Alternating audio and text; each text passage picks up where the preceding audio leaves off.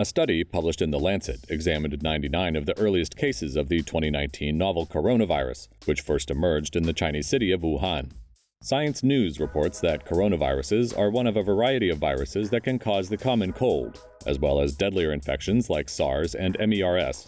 According to the Lancet study, the average age of infected patients was 55. 68% were male, half already had a pre-existing chronic disease, and 49% had a direct connection to the seafood market, where the virus is believed to have originated. Fever and cough were the two most prominent and consistent symptoms of the virus, with most of the infected displaying these symptoms on admission to a hospital. Other patients exhibited shortness of breath, muscle aches, and headaches. According to University of East Anglia professor of medicine, Paul Hunter, the features and epidemiology of the Wuhan virus outbreak is similar to SARS. One big difference is a lack of upper respiratory symptoms like runny nose, sore throat, and sneezing, which can spread the infection. By January 25th, 31 of the patients in the Lancet study had recovered and been discharged, while 11 had died from the virus.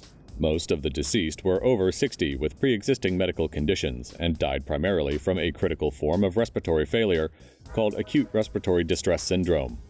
The study also found that, similar to the SARS and MERS outbreaks, the virus had a higher infection risk to men than women. Scientists hypothesized that women's reduced susceptibility to the virus could be due to protection from the X chromosome and sex hormones, which play a role in immunity.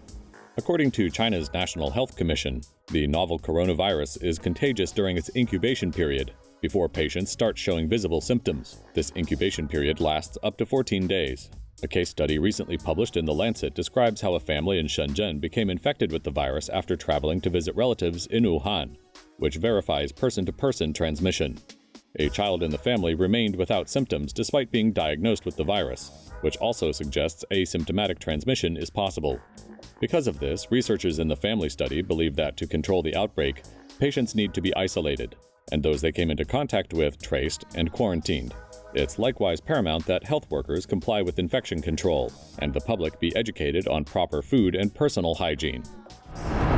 For more news animations and explainers, hit the subscribe and bell button to join the TomoNews family.